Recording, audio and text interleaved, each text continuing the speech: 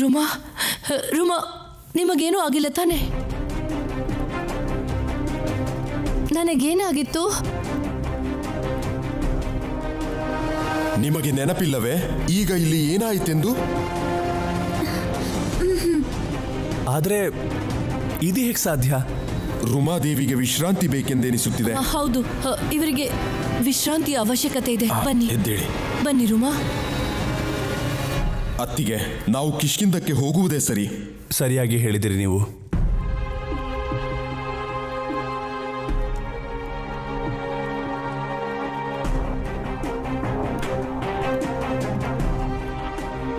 ಬನ್ನಿ.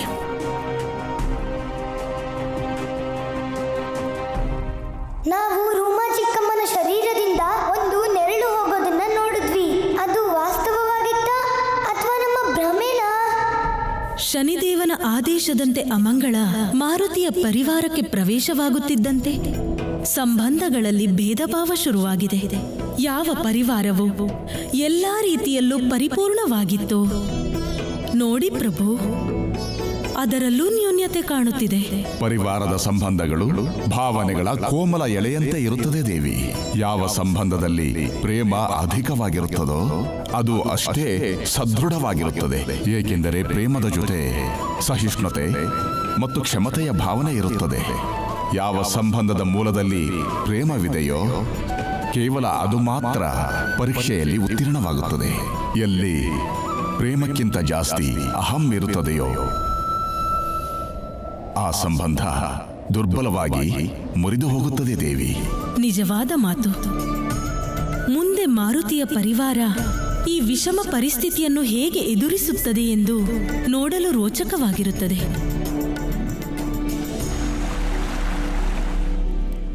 ಇದು ನಮ್ಮ ಅಪಮಾನದ ಮಾತಾಗಿದ್ದಿದ್ರೆ ನಾವು ಅದನ್ನೆಲ್ಲ ಮರೆತು ಬಿಡ್ತಾ ಇದ್ವಿ. ಆದರೆ ರೂಮಾ ನಿಮಗೆ ಅಪಮಾನ ಮಾಡಿದ್ದಾಳೆ ಸ್ವಾಮಿ. ನಮ್ಮ ಮಾರುತಿ ಜೊತೆ ದುರ್ವ್ಯವಹಾರ ಮಾಡಿದ್ರು, ಅದು ಅಷ್ಟೊಂದು ಜನಗಳ ಮುಂದೆ.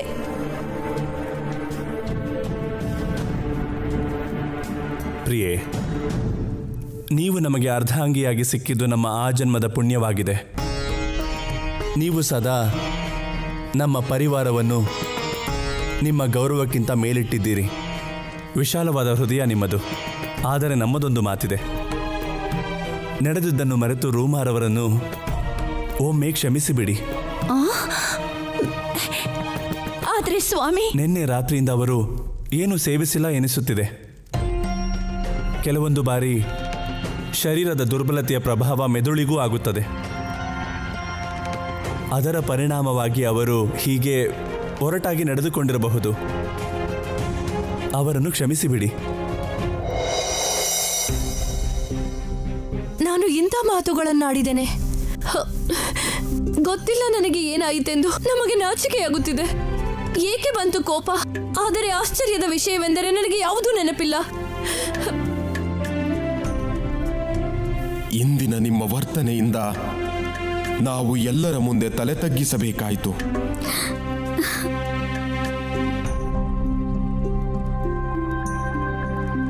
ನೀವು ನಮ್ಮ ಮಿತ್ರ ಕೇಸರಿಯಂತ ದಯಾಳು ರಾಜನಿಗೆ ಎಲ್ಲರ ಮುಂದೆ ಅಪಮಾನ ಮಾಡಿದಿರಿ ರೂಮಾ.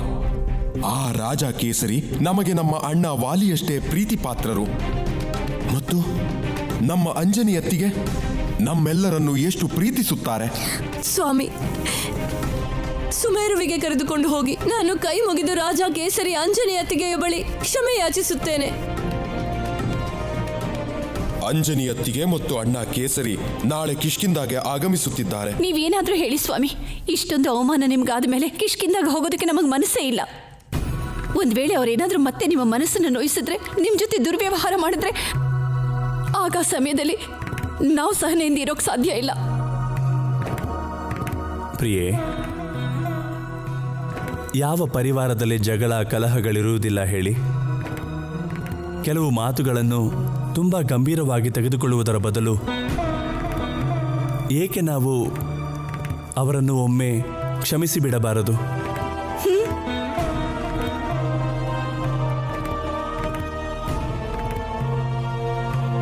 ನಿಮ್ಮ ಕ್ಷಮಾಶೀಲ ನಡವಳಿಕೆಗೆ ಧನ್ಯವಾದ ಸ್ವಾಮಿ. ಅಲ್ಲ, ಸುಗ್ರೀವಣ್ಣನವರನ್ನ ಭೇಟಿಯಾಗೋದ್ರಿಂದ ನಿಮಗೇನು ಪ್ರಯೋಜನ ಇದೆ ಹೇಳಿ ಸ್ವಾಮಿ.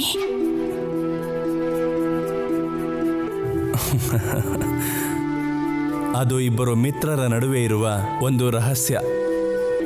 ಅದೇನೆಂದು ನಿಮಗೆ ನಾಳೆ ತಿಳಿಯುವುದು. ರೋಮ ಚಿಕ್ಕಮ್ಮ ಇದ್ದಕ್ಕಿದ್ದ ಹಾಗೆ ಅಷ್ಟೊಂದು ಯಾಕೆ ಕ್ರೋಧಿತರಾದ್ರು? ಸ್ವಲ್ಪ ಕ್ಷಣಗಳ ಹಿಂದೆ ನಮ್ಮನ್ನ ಅಪ್ಕೊಂಡ್ರು. ಯಾರ ದೃಷ್ಟಿನೂ ತಾಕ್ಬಾರ್ದು ಅಂತ ನಮ್ಗೆ ದೃಷ್ಟಿ ಬೊಟ್ಟು ಇಟ್ಟಿದ್ರು. ಅವ್ರು ಯಾಕೆ ನಮ್ಮ ಜೊತೆ ಕೆಟ್ಟದಾಗಿ ನಡ್ಕೊಂಡ್ರು? ಹೀಗಾಗಿರೋದನ್ನ ನಾವು ನಮ್ಮ ಅರಮನೆಯಲ್ಲಿ ಯಾವತ್ತೂ ನೋಡಿಲ್ಲ. ನಿಲ್ಲಿ! ನೀವು ನಮ್ಮನ್ನು, ನಮ್ಮ ಪತಿಯನ್ನು ಇಲ್ಲಿ ಅವಮಾನ ಮಾಡಲು ಕರೆದಿದ್ದೀರಾ? ಆಗನಿಂದ ನೋಡ್ತಾ ಇದ್ದೀನಿ, ನೀವು ಮತ್ತು ನಿಮ್ಮ ಪರಿವಾರ ನಮ್ಮನ್ನು, ನಮ್ಮ ಪತಿಯನ್ನು ಅವಮಾನಿಸ್ತಾ ಇದ್ದೀರಾ. ನಮ್ಮ ಪತಿ ಮಹಾವೀರ ಸುಗ್ರೀವ ನಿಮ್ಮ ದಾಸನಲ್ಲ, ಕಿಷ್ಕಿಂಧ ರಾಜನ ಸಹೋದರ ಅವರು. ರೋಮ ಚಿಕ್ಕಮ್ಮರ ವರ್ತನೆ ಆಶ್ಚರ್ಯವಾಗಿತ್ತು. ನಮಗನ್ಸತ್ತೆ ಇದೆಲ್ಲ ಆಗಿದ್ದಕ್ಕೆ ಕಾರಣ ಬೇರೆ ಏನೋ ಇದೆ ಅಂತ ಅನಿಸ್ತಾ ಇದೆ. ಅಲ್ಲಿ ನಮ್ಮೆಲ್ಲರನ್ನು ಬಿಟ್ಟು ಬೇರೆ ಯಾರೋ ಇದ್ರು.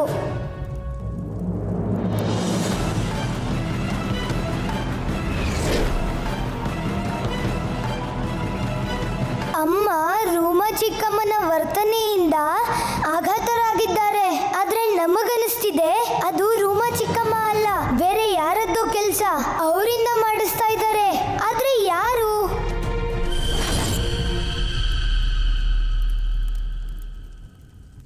ನಾನು ನಿಮ್ಮಿಂದ ಪ್ರಭಾವಿತನಾದೆ ಮಾರುತಿ.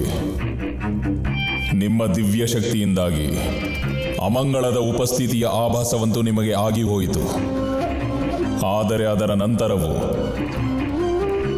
ಅಮಂಗಳ ನಿಮ್ಮ ಪರಿವಾರದಲ್ಲಿ ಉಂಟು ಮಾಡಲಿರುವ ಗೊಂದಲಗಳನ್ನು ಅದನ್ನು ತಡೆಯಲು ಸ್ವಯಂ ನಿಮ್ಮಿಂದಲೂ ಸಾಧ್ಯವಿಲ್ಲ.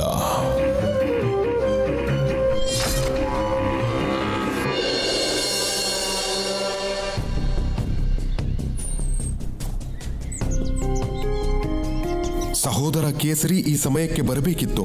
ಅವರು ಸಮಯ ಪಾಲನೆಯಲ್ಲಿ ಹೆಸರುವಾಸಿ. ಮಾರ್ಗದಲ್ಲಿ ತಡವಾಗಿರಬಹುದು.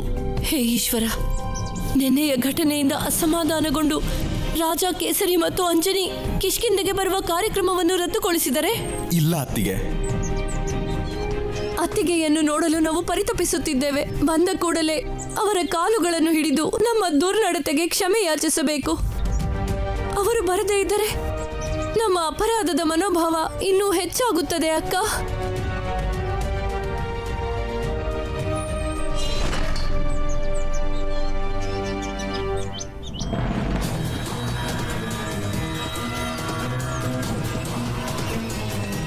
ಪರಿವಾರದ ಸಂಬಂಧಗಳು ಕ್ಷಣ ಮಾತ್ರದಲ್ಲಿ ಮುರಿದು ಹೋಗುತ್ತವೆ, ಏಕೆಂದರೆ ಅವು ಭಾವನೆಗಳನ್ನು ಅವಲಂಬಿಸಿದೆ. ಕೇವಲ ಒಂದು ಮಾತಿನಿಂದ ಮುರಿದು ಬಿದ್ದಿದೆ. ನೆನ್ನೆಯ ಘಟನೆಯೇ ಇದಕ್ಕೊಂದು ಉದಾಹರಣೆ. ನಿಜವಾದ ಆಟ ಈಗ ಆರಂಭವಾಗುತ್ತದೆ. ಮಾರುತಿ.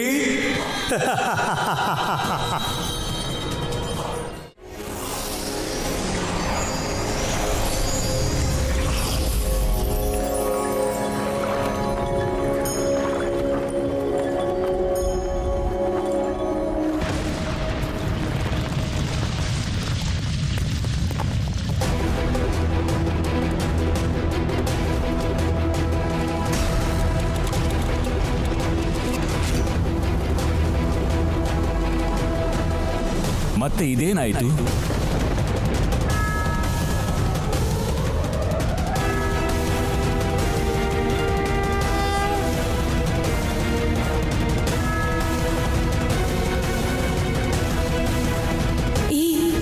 ಈ ಕಂಪನ, ಇದಕ್ಕೆ ಕಾರಣವೇನು ಪ್ರಭು?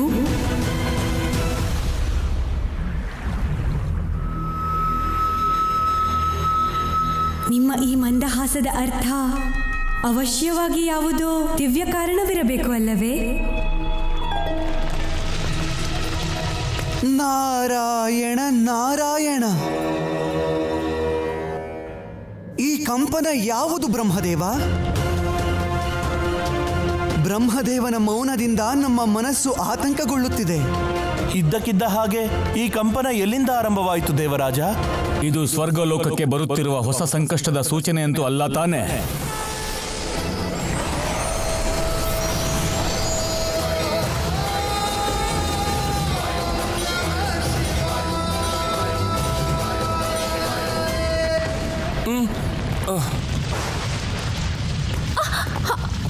ಸ್ವಾಮಿ, ಹೀಗೇಕೆ ಕಂಪಿಸ್ತಾ ಇದೆ? ಇದು ಭೂಕಂಪ ಅಲ್ಲ ತಾನೇ? ಇದು ಭೂಕಂಪನವಲ್ಲ, ಬೇರೆ ಏನೋ ಅನ್ನಿಸ್ತಾ ಇದೆ. ಮಾರುತಿ, ಮಾರುತಿ ಇಲ್ಲಿ.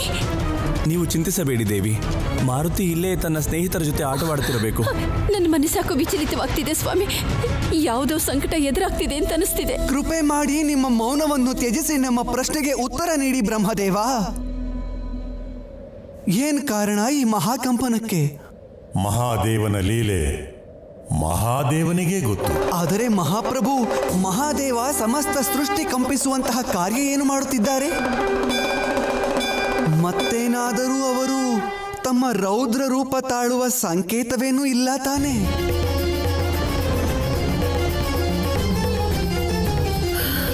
ಮಹಾದೇವ,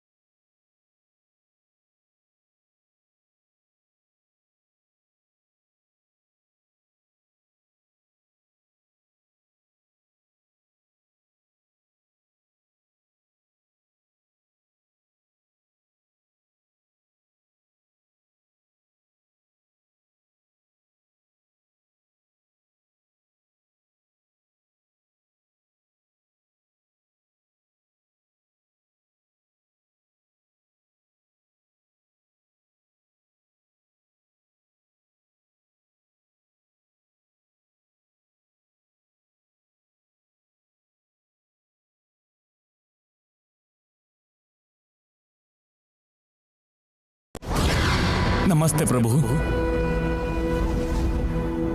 ಪ್ರಭು, ನಮಗನಿಸುತ್ತಿದೆ ಈ ಕಂಪನದ ಕೇಂದ್ರ ಬಿಂದು ಕೈಲಾಸ ಪರ್ವತವೆಂದು.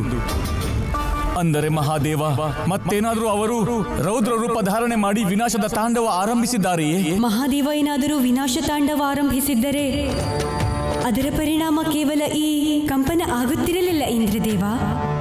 ಸೃಷ್ಟಿಯ ಅಂತ್ಯದ ಆ ದೃಶ್ಯ ಬೇರೆಯೇ ಆಗಿರುತ್ತಿತ್ತು.